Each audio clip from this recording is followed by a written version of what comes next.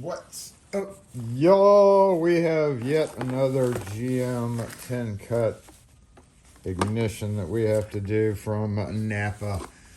And very commonly you will run across the older GMs where you start having to jiggle the key and you cannot get it to turn.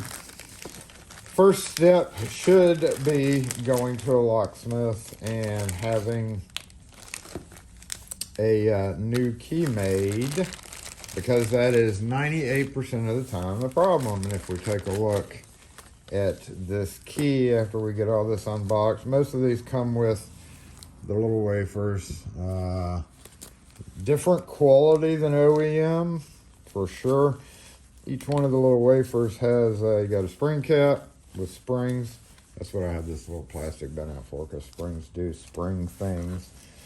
So basically you're just going to cut all these open and lay them out. Each one has a number on it. Maybe kind of hard to see, but we have 3, 4, and 2, so that would leave 1 over here. Uh-oh, kind of got them mixed. Was that 1? That's 1. 1, 1, 1. Is this 1? That's 2. So basically the difference in these things, let's see if we can't show you. All right, so the difference between them, see that little V notch in the side? That's where the sidebar goes down.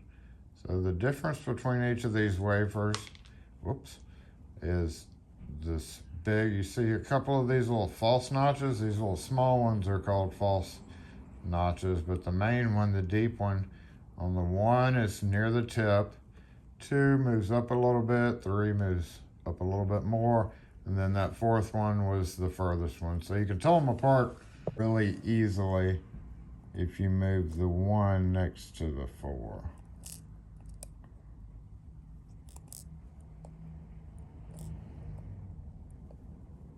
Luckily, you do not need all of them, because you do end up having some spares left over. But it's not a good idea to lose your little wafers. All right, lastly, we've got the springs and the spring cap. So we're going to dump these into this little plastic bin, because springs like to go everywhere. Looks like that's all of them. And yeah, getting back to the moral of the story, this was the problem. And I always I've been telling this people for 20 years, ever since these came out. I remember back when these suckers came out. I've decoded these. 95% of the time it works the ignition just fine, and you don't have to go destructive on it and waste your money by buying a new ignition and having it keyed up. Number one thing you always have to do is decode this. We know rules are based on locks, and GM is no different. Can't be 2 difference in any 2, so a 1 and a 4 can't be next to each other. There's 10 cuts, and basically you start at the tip and you hold it up. You start at the tip because if there's a 1 in the 1 position, it's hard to tell that. A 1 cut is no cut. In fact, on my Exacta that I'm going to be using to punch this out, I wish they would bring those back. A 1 cut does not do anything, so I just completely skip it.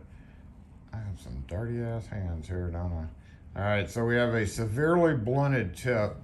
Basically, when you're looking at this, you're not putting it tip to tip, because this tip is worn down as well. You're looking at this angle right here, and you're going to match that angle up. So if you look at that, you can tell how much of that tip is worn down just from years of use.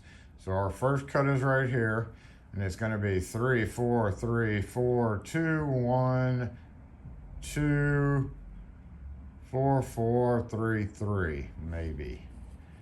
And you ask, Jason, how can you tell that? This point right here used to be a 1. There's a 2 next to it. You can't have a 1 next to a 4, so that has to be 1, 2. And this point used to live right there. you can have a 1 next to a 3. So going backwards back here now, we're going to double check that. Looks like we have 2, 2, 4, 4, 2, 1. But hold still. There we go. 2, 2, 4, 4, 2, 1, 2, 4, 3, 4. I'll write that down somewhere. So we got 2, 2, 4, 4, 2, 1. What did I say that was? 2, 1, 3, 4, 3, 4, which is 1, 2, 3, 4, 5, 6, 7, 8, 9, 10. Get my punch out and punch it, or you would basically go to your code cutting machine and do it there. I've been using this forever for just this purpose, and it is set up for this B102, B96, B93 keyway. So coming back over here, we have 2, 2. Shut up, trying to film here. Go there, 2, 2, 4, 4, 2, 1. I'm skipping it. 3, 4, 3, 4. Now, if we come back over to the key and hold this guy up to it, we can see just how bad it is. There we go. 2, 2, 4, 4, 2, 1, 3, 4, 3, 4. And obviously I have to punch out the other side too, so go ahead and knock that out real quick.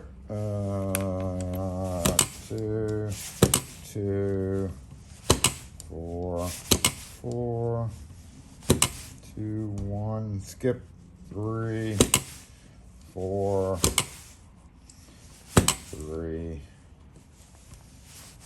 4. All right.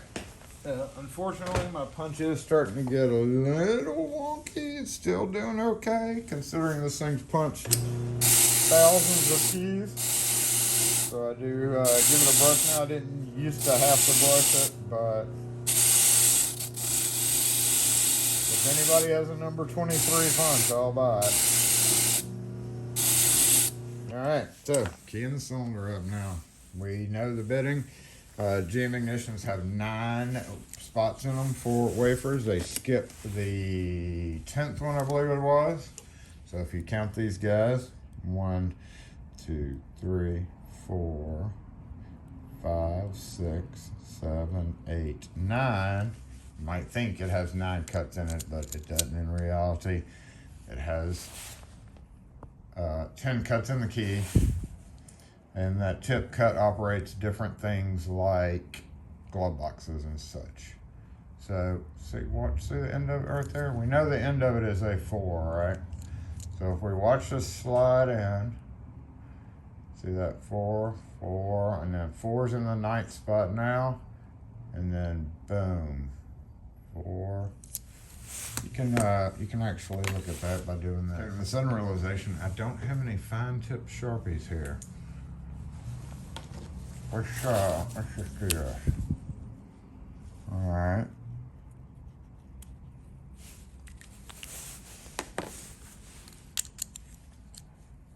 Okay. Okay, there's our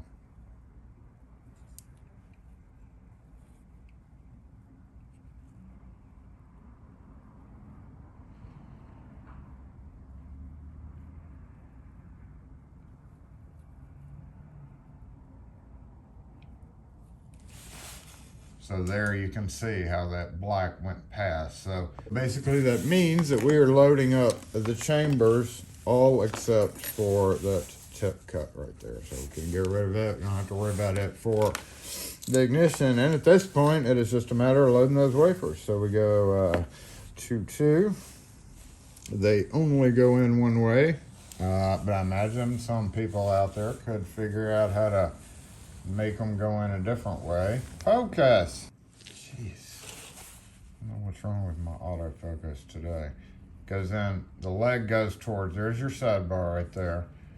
So the leg goes in just like that. And then your spring pushes in on top of it. So when you push that in, you see how that started to poke out a little bit? That's what happens once you push them all in. I wouldn't try to force it right here. See how it pokes it out a little bit? So that was a 2. And if we go down to the very end and we put in a 3, you'll see the sidebar completely poke out.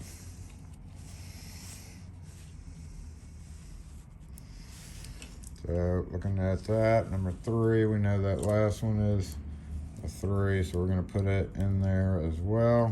Poop, and bam, sidebar pops out. So at this point, we just load them up. All right, so after multiple customers trying to do something here, dang it, we're going to get our tiny little springs, very fragile. So we're going to put it on top of every one of those holes where those pins were on those springs.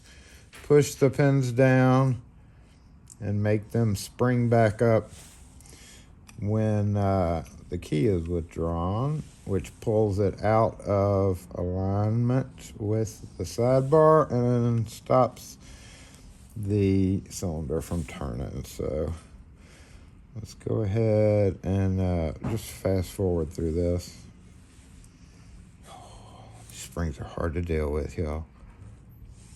Right, after forever, you end up with some springs that look just like that. Now, before you go and you put your cap tool on, I always say it's a good idea to test the cylinder. It is kind of very difficult to do correctly, but usually I will take this cap upside down and lay it across the pins and then push down.